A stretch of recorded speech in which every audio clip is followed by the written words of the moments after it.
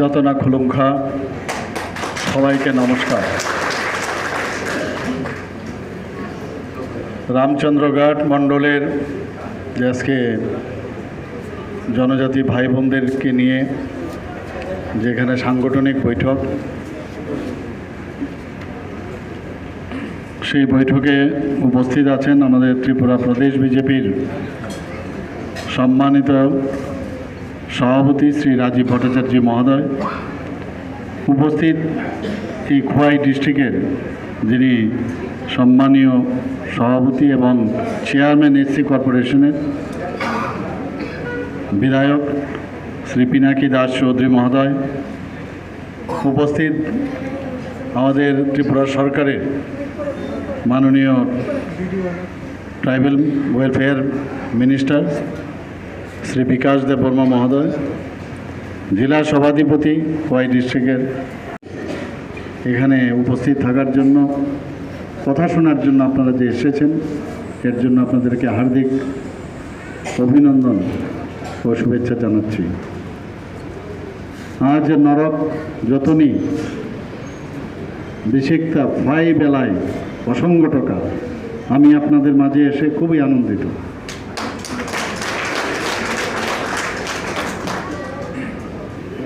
নরক যতন বাহাই সংবাই, আপনারা কেমন আছেন? আমরা ইলেকশনের সময় এখানে কয়েকবারে আমি এসেছি, আবার অনেক দিন বাদে আপনাদের সাথে একসাথে হলাম। সত্যিই খুব ভালো লাগছে। এখানে যে ভিড় আমি দেখছি, মানে মনে হচ্ছে এই হল না হয়ে এটা ময়দান হলে আরও ভালো হতো। কিছু করার নেই, আগামী দিন নিশ্চয়ই আমরা সেটা ময়দানেও আমরা করব। এখানে বিস্তারিতভাবে আমাদের মাননীয় সভাপতি আপনাদের সামনে ওনার মূল্যবান বক্তব্য এখানে একটু আগে রেখেছেন। আমাদের সবচাইতে বড় যে পাওনা সেটা হচ্ছে আমাদের গার্জিয়ান এত স্ট্রং ভারতীয় জনতা পার্টির, সেটা হচ্ছে এই দেশের যিনি গার্জিয়ান, যিনি বলেন যে আমি সবাইকে দেখে রাখব, চৌকিদার, আমাদের ভারতের মাননীয় প্রধানমন্ত্রী শ্রী নরেন্দ্র মোদীজি। আমাদের পার্টির সভাপতি হচ্ছে জেপি নাড্ডাজি, আজকে ওনার জন্মদিন, সে বিষয়ে আমাদের মাননীয় সভাপতি বলেছেন। আমাদের যশস্বী যিনি প্রাক্তন আমাদের ন্যাশনাল প্রেসিডেন্ট ছিলেন, এখন বর্তমানে উনি হোম মিনিস্টার, সবাই ওনাকে চেনেন। তো এই ধরনের যারা আমাদের নেতৃত্বের অধীনে আমরা কাজ করে যাচ্ছি, 17 কোটি আমাদের মেম্বার ভারতীয় জনতা পার্টি। আমাদের মেইন উদ্দেশ্য কি? জাতি জনজাতি এবং সবাইকে নিয়ে আমরা এই দেশকে সামনের দিকে এগিয়ে নিয়ে যাওয়ার যে সংকল্প, শুধু সংকল্প নিলে হবে না, সেটাকে সিদ্ধি লাভের যে চিন্তাভাবনা, সেই দিশায় আমরা মাননীয় প্রধানমন্ত্রীজি যে দিশা আমাদের দিয়েছেন, আমাদের অমিত শাহজি যে দিশা দিয়েছেন, জেপি নাড্ডাজি যে দিশা আমাদের দেখাচ্ছেন, সেই দিশায় আমরা কাজ করি। আমরা ডিভাইড অ্যান্ড পলিসির রাজনীতি আমরা করি না। আমরা সবাইকে নিয়ে চলতে চাই, জাতি জনজাতি সব সম্প্রদায়ের সব লোককে নিয়ে আমরা চলতে চাই। প্রধানমন্ত্রীজি যে একাত্ম মানববাদের চিন্তা ভাবনা করে চলছেন, আমাদের মেইন যে ফিলোসফি পণ্ডিত দীনদয়ালজির, যে অন্তিম ব্যক্তি পর্যন্ত সমস্ত যে আমাদের প্রকল্প এবং আমাদের যে প্রধানমন্ত্রীজি এবং আমাদের ত্রিপুরা সরকার যে ফ্ল্যাগশিপ যে প্রকল্পগুলো করছে, সেগুলো মানুষের কাছে পৌঁছানো। আপনারা সবাই জানেন যে এর মধ্যে মাননীয় প্রধানমন্ত্রীজি আমাদের যে জনজাতি গৌরব দিবসে উনি কি করেছেন, যে বিভিন্ন জায়গায় সারা ভারতবর্ষের মধ্যে বিভিন্ন ভ্যান উনি পাঠিয়েছেন, যেসব স্কিমগুলো এখনও সমস্ত ঘরে ঘরে পৌঁছেনি সেই স্কিমগুলো যাতে মানুষের কাছে পৌঁছানো যায়। এবং একই দিনে আমরা ত্রিপুরা সরকারের তরফ থেকে আমরা কি বলেছি, প্রতি ঘরে সুশাসন। আমরা 1 বছর অত্যন্ত এটা সাকসেসফুল, এবং 2.0 সেটাও আমরা জাতীয় গৌরব দিবসে, আমরা জনজাতি গৌরব দিবসে আমরা ইনোগ্রেশন করেছি। এবং মাননীয় প্রধানমন্ত্রী চান যে 100% যে তার স্যাচুরেশন পয়েন্ট কেউ যেন বাদ না যায়, অন্তিম ব্যক্তি পর্যন্ত পৌঁছানোর যে চিন্তাভাবনা এই সরকারের এবং কেন্দ্রীয় সরকারের, সেই দিশায় আমরা কাজ করছি। আমি নিজেও পৃষ্ঠা প্রমুখের আমি কাজ করেছি, পৃষ্ঠা প্রমুখ ইনচার্জও ছিলাম। আমি বুথ ম্যানেজমেন্টের ইনচার্জ ছিলাম 2018-তে। 2019-ও যখন লোকসভার ইলেকশন হয় সেখানেও আমি বুথ ম্যানেজমেন্টের ইনচার্জ ছিলাম। পরবর্তী সময়ে আমাকে মেম্বারশিপ ড্রাইভেরও আমাকে দায়িত্ব দেওয়া হয়। সেখানেও আমাকে তখন মেম্বার আমাদের ছিল 1,24,000, টার্গেট করেছিলাম 3 লাখ। যখন আমাকে জিজ্ঞেস করলো যে কত আপনার টার্গেট, আমি বললাম 3 লাখ তো মিনিমাম। সেখানে আপনাদের সাথে একসাথে হয়ে, এখানে অনেকে হয়তো আমার সাথে ছিলেন তখন, 6 লাখের উপরে, প্রায় 7 লাখের কাছাকাছি আমাদের ত্রিপুরা রাজ্যের ভারতীয় জনতা পার্টির মেম্বার। আমাদের পৃষ্ঠা প্রমুখ প্রায় 42,000। আমাদের এতগুলো 60টা আমাদের মোর্চা, আমাদের স্টেট কমিটি, আমাদের ডিস্ট্রিক্ট কমিটি, এবং সেখানেও সমান্তরালভাবে মণ্ডল পর্যন্ত আমাদের মোর্চা আছে সেখানে। তো সেইভাবে আমাদের সংগঠন সুদৃঢ়, কিন্তু আমাদের কাজ আরও মাইক্রো লেভেলে আমাদের করতে হবে। মাননীয় প্রধানমন্ত্রীজি বারবার বলছেন, যেটা এখানে বলেছেন আমাদের মাননীয় সভাপতি, যে জনজাতিদের শুধু আর্থিকভাবে উন্নয়ন ইম্পর্টেন্ট না, তাদের মান উন্নয়ন সেটাও করতে হবে। সেই দিশায় আমরা কাজ করে যাচ্ছি, এবং আমরা কথায় নয়, শুধু কাজের মাধ্যমে আমরা সেটা প্রমাণ করতে চাই। আমাদের এখানে এডিসির মধ্যে মাত্র 28টা হচ্ছে তার সিট, আসন সংখ্যা, এবং 2টো হচ্ছে গভর্নমেন্ট থেকে নমিনেশন। সেই জায়গায় আমরা ডিসিশন নিয়ে আমরা বলেছি না, আমাদের 19টা জাতি গোষ্ঠী আছে, জনজাতি গোষ্ঠী, তার মধ্যে যারা অন্যান্য যারা আছে তাদেরও যেন রিপ্রেজেন্টেশন থাকে। এর জন্য 50 আসন বাড়ানোর জন্য আমরা কেন্দ্রীয় সরকারের কাছে পাঠিয়েছি, সেটাও নিশ্চয় হবে। ত্রিপুরা টেরিটোরিয়াল কাউন্সিল করার জন্য, তার জন্য আমাদের সরকার ডিসিশন নিয়ে আমরা কেন্দ্রীয় সরকারের কাছে পাঠিয়েছি, সেগুলো হবে। কিন্তু একটু ধৈর্য ধরতে হবে, কখন কি হবে, কিন্তু ইচ্ছা আছে কিনা, করার চেষ্টা আছে কিনা, সেটাও আপনাদের দেখতে হবে। এতদিন ধরে আমরা কি শুনেছি, যে মহারাজারা নাকি ত্রিপুরার জন্য কিছু করেনি, কিছুই করেনি মহারাজারা। আর আমরা এসে আমাদের সরকার আসার পর এই মাণিক্য ডাইনেস্টির যারা যে অবদান মানুষের জন্য রেখেছেন, সেইগুলো আমরা তুলে ধরেছি মানুষের কাছে। তার উদাহরণস্বরূপ আপনাদের আমরা কিভাবে সম্মান দিয়েছি। সিঙ্গারবিল এয়ারপোর্ট আমরা জানতাম সবাই, দ্বিতীয় বিশ্বযুদ্ধের পরে তখন এই Singarbil one of the oldest airport ছিল আমাদের এই সিঙ্গারবিল এয়ারপোর্ট। কে করেছেন? মহারাজা বীর বিক্রম কিশোর মাণিক্য বাহাদুর। কিন্তু ওনাকে সেই সম্মান দেওয়া হয়নি। মাননীয় প্রধানমন্ত্রীজি এবং ভারতীয় জনতা পার্টির সরকার, প্রধানমন্ত্রীজি নিজে এসে এই ইন্টারন্যাশনাল এয়ারপোর্ট মহারাজা বীর বিক্রম কিশোর মাণিক্য বাহাদুরের নামে করেছেন। শুধু তাই নয়, ওনার যে জন্মদিন, আমরা সবাই জানি যে 19শে আগস্ট ওনার জন্মদিন, সেই জন্মদিনকে সরকারিভাবে আমরা ছুটি ঘোষণা করেছি। আমরা সম্মান দিতে জানি, শুধু তাই নয়, আমার যে বাড়ি সেই কামানচুমনির সামনে, কামানচুমনির যে আমরা বলতাম কামানচুমনি, কিন্তু আরেকটা আইল্যান্ড ছিল, সেই আইল্যান্ডের নাম গোত্রহীন। আমরা দেখতাম ছোটবেলায় যখন আমরা যেতাম চিলড্রেন্স পার্কে খেলে, তো মহারাজার যেভাবে উনি শহরকে সাজিয়েছেন, সেই দোকানের মাঝে যে বারান্দা ছিল, বৃষ্টি হলেও আমাদের সেই বারান্দার মধ্যে আমরা চলাচল করতাম, আমি দেখতাম সেগুলো।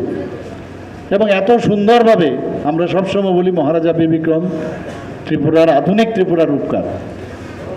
সেখানে আমরা দেখতাম সেই বাড়ির সামনে যে আইল্যান্ড, সেখান থেকে 0 মাইল ফলকের সেই মাইল ফলকটা আমরা দেখতাম, সেটা মাটির নিচে চলে গেছে। সেটাকে কিছুদিন আগে মহারাজা বীরবিক্রম কিশোর চৌমুহনী নামে ওনার মূর্তি আমরা সেখানে স্থাপন করলাম, এবং এই 0 ফলকটাকে উঠিয়ে আমরা সেটাকে এখন নতুনভাবে সেখানে সাজিয়েছি। আমরা গড়িয়া পূজার সময় আগে 1 দিনের খালি ছুটি ঘোষণা হতো, সেই জায়গায় আমরা 2 দিনের ছুটি ঘোষণা করেছি, যাতে ভালো করে আরও গড়িয়া পূজা সবাই তা পালন করতে পারে। আমরা বিভিন্ন যারা জনজাতি গোষ্ঠীর ছেলে মেয়েরা আছেন, প্রি মেট্রিক, পোস্ট মেট্রিক, তাদেরকে যারা পড়াশোনা করে, যারা বোর্ডিংয়ে আছে, তাদের জন্য আমরা বিভিন্নভাবে আর্থিক সহায়তা করি। যারা বোর্ডিংয়ের বাইরে আছে তাদেরকেও আমরা আর্থিক সাহায্য করি। আমরা জনজাতি গোষ্ঠীর যারা পড়াশোনা করতে অসুবিধা হয় তাদেরকে স্পেশাল কোচিং দিয়ে, যারা কম্পিটিশনের যে এক্সামগুলো আছে, সেটা আইএসএ হোক, আইপিএসএ হোক, বা আমাদের মেডিকেলে হোক, টিপিএসসি হোক, টিসিএসই হোক, সব জায়গার মধ্যে তাদেরকে স্পেশাল কোচিংয়ের ব্যবস্থা আমরা করেছি। তা আমরা কাজের মাধ্যমে আমরা আমাদের পরিচয় আমরা দিতে চাই। ডিভাইড অ্যান্ড পলিসির রাজনীতি আমরা দেখেছি এর আগে। এই ডিভাইড অ্যান্ড পলিসি করে করে এই যে ডেভেলপমেন্টের ক্ষতি করেছে, অনেক ক্ষতি হয়ে গেছে, জেনারেশন নষ্ট হয়ে গেছে। আমাদের এই সরকার আসার পর আমরা সবাইকে নিয়ে, জাতি জনজাতি, আমরা একসাথে মিলে এক ত্রিপুরা শ্রেষ্ঠ ত্রিপুরার যে স্বপ্ন আমরা দেখছি, এক ভারত শ্রেষ্ঠ ভারত যে স্বপ্ন আমাদের মাননীয় প্রধানমন্ত্রী যে দেখছেন, সেই দিশায় আমরা কাজ করছি। আপনারা সবাই জানেন যে আমাদের রাষ্ট্রপ্রধানকে একজন মহিলা, তাও আমাদের মাননীয় প্রধানমন্ত্রীজির উনার মার্গদর্শনে আজকে এই মুর্মুজি আমাদের দেশের মাননীয় প্রেসিডেন্ট। কোনোদিন আমরা ভাবতে পারিনি সেটা। তো সেই দিশায় আমরা কাজ করছি। আমরা বিভিন্নভাবে, যারা আপনারা সবাই জানেন যে এর মধ্যে 2019 সালে পরপর এখানে 2019 সাল থেকে রসম যন্ত্রশিল্পী শ্রী থাঙ্গা টার্লং, 2020 সালে বেনিচন্দ্র জমাতিয়া, 2021 সালে সত্যরাম রিয়াং, এবং 2023 সালে এনসি দেববর্মা মরণোত্তর এবং বিক্রম বাহাদুর জমাতিয়া, ওনাদেরকে আমরা পদ্মশ্রী উপাধিতে ভূষিত করি। এটা একমাত্র সম্ভব হয়েছে ভারতীয় জনতা পার্টির সরকার থাকাতেই সেটা সম্ভব হয়েছে। আমি এই কথাগুলো এই কারণে বলছি, একবার চিন্তা করুন কতজনকে আমাদের জনজাতি গোষ্ঠীর সবাইকে কিভাবে সম্মান করতে হয় সেটা মাননীয় প্রধানমন্ত্রীজি জানেন, এবং আমাদের ত্রিপুরা সরকারের, আমাদের যে এখন সরকার চলছে, তারাও জানেন। এখানে ব্রু রিয়াং শরণার্থী 23 বছর ধরে তাদের দুর্দশার অন্তহীন সমস্যা ছিল ওদের। সেই সমস্যার সমাধানে আমাদের কোয়াড্রিপার্টাইট যে চুক্তি হয়েছে, তাতে করে সমস্ত ব্রু রিয়াং শরণার্থীদের তাদের সেটেল ডাউনের 12টা জায়গায় আমরা ঠিক করেছি। প্রথমে 19টি জায়গায় হয়েছিল যে ওখানে সেটেল হবে, এখন 12 জায়গায় 12টা স্থানে হয়েছে, সেখানে আমরা সেটেল করছি। আমি মুখ্যমন্ত্রী হওয়ার পরে কয়েকবার ওনাদের সাথে এবং আমাদের সরকারের বিভিন্ন আধিকারিকদের নিয়ে বসেছি, যাতে করে তাড়াতাড়ি করে সেটাকে সমাধান করা যায়, এবং সেই দিশায় আমরা কাজ করছি। এবং সেখানে আধার কার্ড থেকে আরম্ভ করে, ওনাদের আই কার্ড থেকে আরম্ভ করে, ওখানে স্কুল এবং জল, বিদ্যুৎ, রাস্তাঘাট সব কিছুর ব্যবস্থা আমরা করছি। অর্থদান করে মাননীয় প্রধানমন্ত্রীজি। আমাদের বিভিন্ন যেসব স্থানগুলো আছে, যে সেগুলোর নাম আমরা ককবরক ভাষাকে আমরা মর্যাদা দেওয়ার চেষ্টা করেছি। আপনারা সবাই জানেন যে বড়মরা পাহাড়ের নাম আমরা কি রেখেছি, হাতাই কত। আমরা গন্ডাছড়ার নাম কি রেখেছি? গন্ডা তৈসা। 18 মোড়া পাহাড়ের নামকরণ আমরা কি রেখেছি? হাচুক বেরেম। এইভাবে আমরা সম্মান দিতে জানি। আমরা শুধু কথায় না, আমরা কাজের মাধ্যমে সেই সম্মান আমরা দেওয়ার চেষ্টা করছি। কালচারাল ইনস্টিটিউট কাম মিউজিয়াম যে নতুন কার্যালয় আমরা লেম্বুচড়াতে আমরা শুরু করেছি এবং তার জন্য অর্থ দেওয়া হয়েছে, সেই দিকে আমরা নজর দিয়েছি। প্রধানমন্ত্রীর বনধন যোজনায় রাজ্যে 57টি বনধন বিকাশ কেন্দ্র স্থাপন করা হয়েছে। এর উদ্দেশ্যটা কি? যে বনজ যে উৎপাদিত সামগ্রী সেখানে যেন বিক্রি করা যায়। আমরা special economic development package for tribal development in Tripura under NLFT surrender যারা আছে, এই প্রকল্পে ভারত সরকার জনজাতি অধ্যুষিত এলাকায় আর্থসামাজিক ও পরিকাঠামো উন্নয়নের জন্য প্রায় 100 কোটি টাকা অনুমোদন দিয়েছে। আমরা জনজাতি এলাকায় বসবাসকারী যারা আছেন তাদের কর্মসংস্থানের সুযোগের ব্যবস্থা আমরা করেছি এবং সেখানে রাজ্যে গুণগত যে রাবার সেটার উৎপাদন বৃদ্ধি করতে আমরা সরকার চিফ মিনিস্টার রাবার মিশন চালু করেছি। আমরা সেখানে আমরা যারা আদিম জাতি তাদের যে উন্নয়ন সেই ক্ষেত্রে অর্থাৎ রিয়াং জনজাতিদের আর্থিক উন্নয়ন, প্লান্টেশনের মাধ্যমে পুনর্বাসন, গৃহ নির্মাণ, দক্ষতা বৃদ্ধি করা, স্বাস্থ্য সুরক্ষা এবং তাদের নিজস্ব কৃষ্টি সংস্কৃতি যেন হারিয়ে না যায় তার উপর আমরা গুরুত্ব দিয়েছি। আমরা আইটি ভিত্তিক টেলি এডুকেশন জন্য জনজাতি সম্প্রদায়ের ছাত্রী নিবাসে প্রায় 400 জন ছাত্রীদের প্রত্যেককে একটি করে আমরা ট্যাব দেওয়ার ব্যবস্থা হয়েছে। সেইভাবে আমরা কাজ করছি।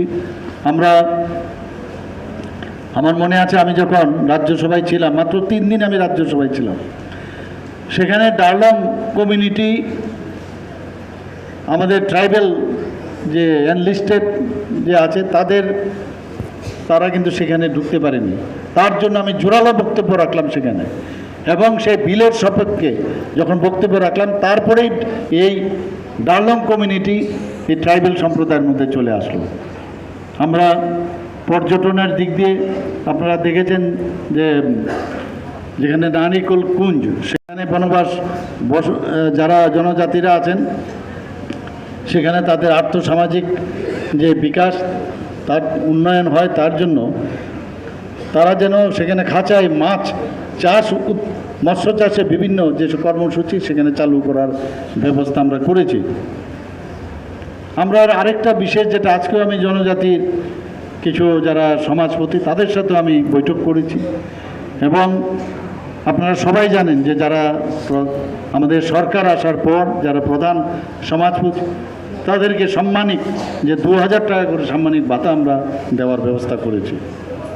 আমরা 2023-এ 18ই আগস্ট প্রজ্ঞা ভবনে আমরা জনজাতি সমাজের সমস্ত সমাজপতিদের নিয়ে একটা বৈঠক করেছি। ওনাদের কাছ থেকেও আমরা জানতে চেষ্টা করেছি। সব জিনিস একদিনে হয়ে যাবে সেটা কিন্তু ভাববার অবকাশ নেই, কিন্তু ওনাদের সাথে কথা বলার পর আমরা কি করছি সেই কথাগুলো যখন ওনাদের জানাই এবং ওনাদেরকে আমরা সেটাও বলেছি আপনারাও যেমন সমাজপতি, আপনাদের মানে ওই সমাজের সব লোক আপনাদেরকে সমাজপতি হিসাবে ঘোষণা দিয়েছেন।